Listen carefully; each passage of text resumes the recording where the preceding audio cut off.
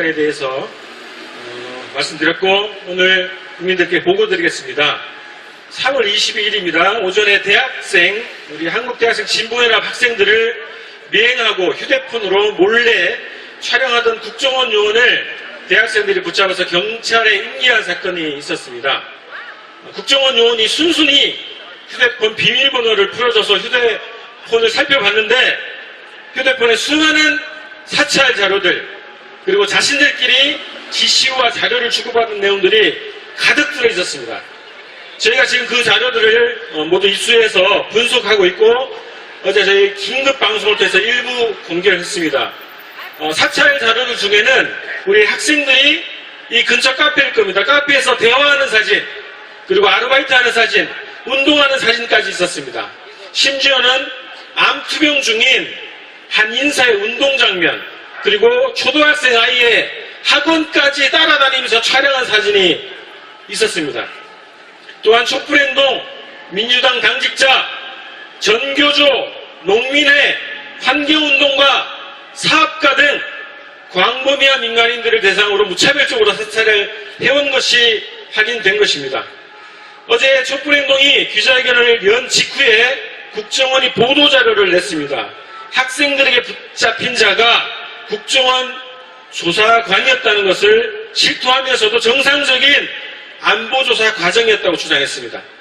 그리고 사찰 피해자들이 불법 사찰에 항의하고 경찰에 인계한 것을 불법 감금이라고 주장했습니다. 그리고 국정원 요원 자신이 스스로 비밀번호를 눌러서 휴대전화를 열어줬는데 그 휴대폰 내용을 본 것을 휴대전화 탈취라고 주장을 했습니다. 자, 공작 전문 기관이 어디 가겠습니까만 보도자료를 통해서조차 뻔뻔한 가짜뉴스를 퍼뜨리고 피해자를 가해자로 만들려고 이렇게 공작질을 벌이고 있습니다. 바로 지금도 이곳 어딘가에 쥐새끼처럼 숨어서 몰래 도둑 촬영을 하고 있을 국정원 직원들, 그리고 이 방송을 보고 있을 국정원 관리들에게 공개적으로 묻습니다. 암환자의 운동 장면을 촬영한 것도 안보조사 과정입니까? 초등학생 아이가 다니는 학원까지 쫓아다니는 것이 정상적인 안보조사 과정입니까? 그리고 촛불행동 김민웅 대표, 상임 대표께서 화장실 들어가고 나오는 장면까지 촬영했던데 이것이 안보조사라고 자랑스럽게 주장할 수 있습니까? 국정원의 대공수사와 국내 정보활동은 최소한 올해 1월 1일부터 완전한 불법입니다. 자료를 보면 국정원이 대학생들과 사회단체 회원들을 광범위하게 사찰하면서 북한과 연결되어 있다는 방향을 설정하고 공작을 하고 있었다는 것이 확인되었습니다. 이것이 바로 북풍공작, 정치공작입니다. 이태원 참사, 추모 집회도 북한의 지령에 따른 것이라고 억지를 부리던 것이 윤석열과 공안 당국입니다.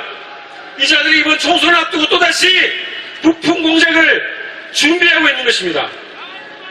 촛불행동은 국정원의 이런 민간인 사찰을 북풍 정치 공작 그리고 불법 무법의 반인권 범죄 행위로 규정하고 강력하게 대응할 것입니다.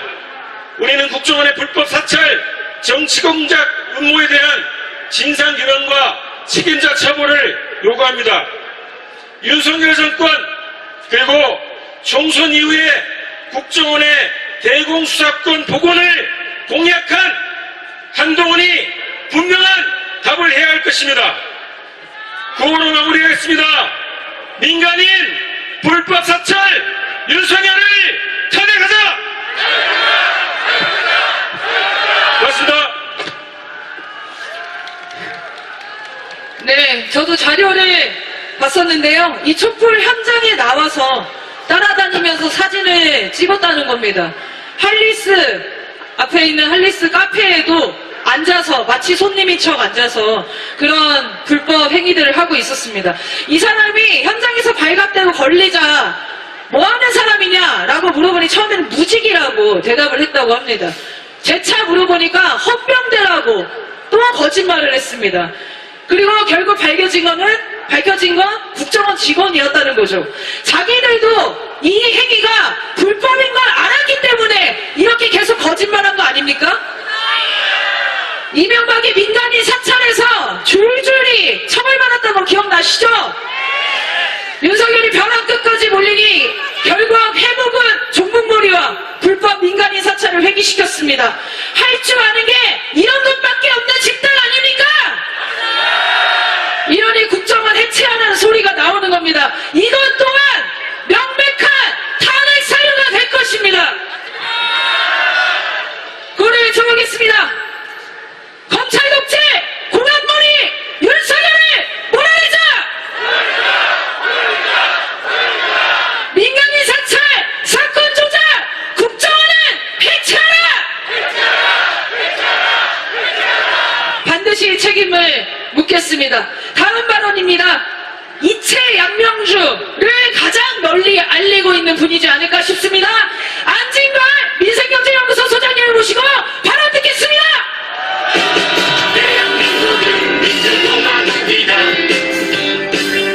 네, 시민 여러분 안녕하십니까?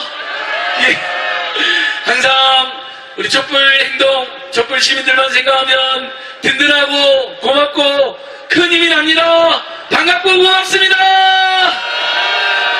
예, 저는 민생경제연구소에서 일하고 있고 안진걸 TV에서도 일하고 있는 안진걸이라고 합니다. 반갑습니다. 다시 한번 촛불 집회 못 나올 때 굉장히 미안하고 죄송한 마음입니다. 그래도 이렇게 다시 나왔고요. 그런데 한 가지, 저는 못 나왔어도 제가 일하는 안진걸 TV는 오늘까지 82차 촛불대행진 82번 모두 생중계했습니다. 지금도 생중계하고 있습니다. 다시 한번 주요 언론위원회에도 늘 저희들과 함께 해주시는 여러 유튜브님들, 뉴미디어 채널 여러분, 진보 시민 언론 여러분께 여러분 우리 다 같이 감사의 박수 한번 보내주십시오. 고맙습니다. 감사합니다. 네, 요즘 여러분 이채 양명주 다 들어보셨죠? 정말 처음 만든 분은 배궁기의 정어리TV라고 합니다. 그분들이 이채 양명주를 이야기하길래 제가 사방팔방 퍼뜨렸더니 이제 시민 여러분들이 이번 총선은 이채 양명주 총선이라고 이야기합니다. 딱 맞죠? 이태원 참사, 최상병의 억울한 죽음, 양평고속도로, 그리고 명품 뇌물 수수와 인사개입, 그리고 주가 조작과 잔고 조작, 촛불행동이 또 수없이 많은 시민단체들이 모두 고발해놓은 사건이지만 단 하나도 제대로 소환도 수사도 기사도 하지 않는 이런 사건들, 이채 양명주는 술이 아닙니다. 우리 국민들의 고통과 분노와 슬픔이요. 그래서 이번에 투표로 반드시 응징해야 됩니다. 예, 이채 양명주만 말하니까 서울했던지 또 매불쇼에서 또 뉴스공장에서 시민들이 저희들에게 보내준 구호가 있었습니다. 그것이 바로 이채 양명주를 오특고전해라는 구호를 보내줬습니다. 뒤에도 나올 겁니다. 오특고전, 오송 참사를 잊어서는 안 된다. 윤석열 한동훈 정치검찰 일당에 110억이나 되는 불법 부당 특수활동비 횡령을 잊어서는 안 된다. 전세 사기, 죄송합니다. 고발 사기의 주범이 윤석열, 김건희, 한동훈이라는 걸 잊어서는 안 된다. 이태원 참사 피해자들처럼 매매받고 있는 전세 사기 피해자들 잊어서는 안 된다. 오특고전 기억하시겠습니까? 예, 오특고전으로도 안 된답니다. 이채 양명주 오특고전으로도 이 정권을 다 설명하기 어렵다고 합니다. 일단 대부분의 국민들은 시장에 가서 마트에 가서 너무 놀랍니다. 윤석열의 875원 대파 공격 때문에 분노하고 계시죠?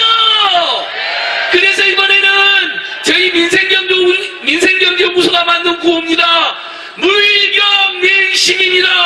물경은 엄청난 대단한이라는 뜻인데 물경민심, 엄청나게 분노한 민심, 물가 폭등, 경제 폭망, 민생 파탄, 심판하자! 이채양 명주 오특보전 물경민심 무슨 설명이 더 필요하겠습니까? 우리가 이 정권은 가까이 사건 하나로도 탄핵과 퇴진을 시켜야 될 사유인데 저희가 힘이 모자라서 어쩔 수 없이 지금까지 탄핵과 퇴진은 유예되었지만 국민들께서 기다리고 또 기다리던 투표율이 다가옵니다. 이채양 명주 오특보전 물경민심 투표로 응징하자! 예, 여러분 마지막으로 이 정권은 이틀막 정권입니다. 아시죠? 거기에다가 칼틀막 정권입니다. 황상무를 내세워서 언론인에게 회칼 협박을 했죠. 그저께 저희가 고발하고 왔습니다. 사과로 끝날 일이 아니죠, 여러분! 그리고 요즘에 댓글이 많이 차단당합니다. 한동훈을 비판했더니 댓글이 차단당했다는 제보가 잇따릅니다. 제가 이 부분도 다음 주에 문제제기가 할 건데요. 이틀막을 넘어 칼틀막을 넘어 대틀막까지 하고 있는 이 정권을 반드시 몰아냅시다. 시민 여러분 고맙습니다. 지치지 말고 우리 촛불행동가 또 우리 유튜브들과 또 뜻 있는 시민들과 함께 갑시다. 감사합니다. 네, 안진걸 소장님 감사합니다. 다시 한번 뜨거운 박수 보내주십시오. 고맙습니다. 네, 오랜만에 들으니까 굉장히 반갑네요. 안녕하십니까? 이거 네, 너무 오랜만에 들으니까 갑자기 반가웠습니다. 자, 이채양 명주, 오특고자, 물경민심 다 외우셨어요? 거의 불경 수준인데 지금 이것만 기억하시면 이번 총선에서 어떻게 투표할지 결정하실 수 있을 것 같습니다. 구호 외쳐보겠습니다. 이채양 명주, 윤석열 정권 탄핵하자! 네, 다음 발언입니다. 매주 이태원 참사 유가족분들의 발언을 듣고 있습니다. 이곳에서 정말 따뜻한 위로와 힘을 받으셨으면 좋겠습니다. 함께 끝까지 싸우겠다는 다짐을 또 하게 됩니다. 이태원 참사 희생자 이민환님의 아버지 이종관님의 발언을 뜨거운 박수로 모시겠습니다.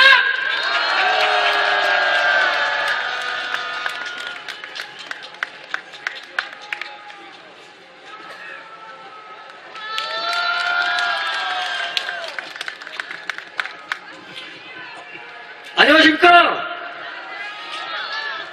존경하는 촛불시민 여러분, 저는 이태원 참사 희생자 이민아의 아빠 이종관입니다. 생각하기도 끔찍한 10월 29일 이태원 참사가 벌어진 지도 1년 4개월을 훌쩍 넘겼습니다. 당시 25이었던 딸은 어느덧 27살이 됐습니다. 딸 자식이 왜 이렇게 집에 안 들어오는지 모르겠습니다. 그저 어딘가에 있다가 집에 올 것 같은 그런 느낌은 아직도 어쩔 수 없는 것 같습니다. 그래도 나름 직장에 다니면서 학업도 병행하던 착하고 이쁘고 성실했던 하나밖에 없는 딸이었습니다. 아빠를 곧잘 웃겨주었는데 웃음을 잃은 지가 언제인지 모르겠습니다. 아니, 앞으로도 남은 인생까지 웃을 일이 있을지 모르겠습니다. 저는 오늘 가슴에 맺혔던 못다한 얘기를 드리고자 합니다. 이 참사의 원인, 유가족으로서 처음부터 지금까지 가장 원망스러웠던 것은 무모한 대통령실 이전입니다.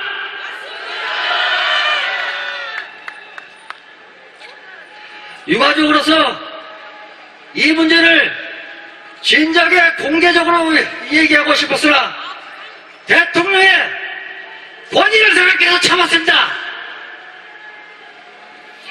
하지만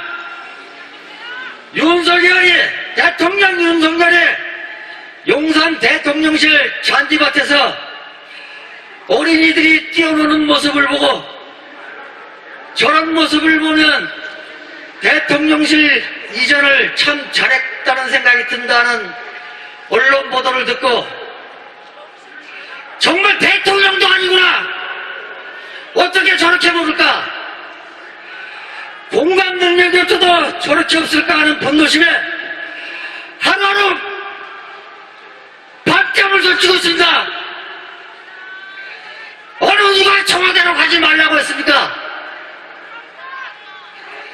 본인이 당선되고 2달 만에 준비도 안 된 용산으로 허겁지겁 경솔하게 옮긴 결과는 참혹한 젊은이들의 죽음으로 돌아왔습니다. 그 근거가 지금 형사재판 공판 과정에서 관련자들의 진술을 통해 드러나고 있지 않습니까?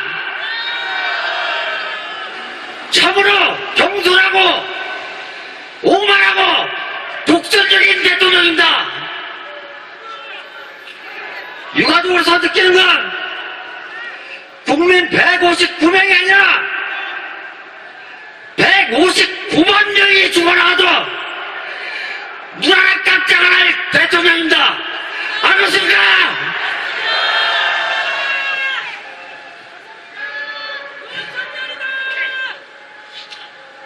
참사의 수습 과정에서도 어이가 없었습니다. 현 정권이 세월호 참사에서 배운 건 유가족들을 절대 모아놓으면 안 된다는 꼼수인 것 같습니다. 어떻게든 정권의 부담이 안 되려고 그 큰 사회적 참사를 철저하게 유가족들을 찢어놓고 유가족 대책본부도 없이 유가족과 한마디 의논도 없이 영정도 위패도 없는 분향소를 차려놓고 세월호 참사 때도 없었던 일방적인 국가 애도기간 7일을 선포해 초기에 가장 중요한 진실규명 기회를 흘려보내고 말았습니다.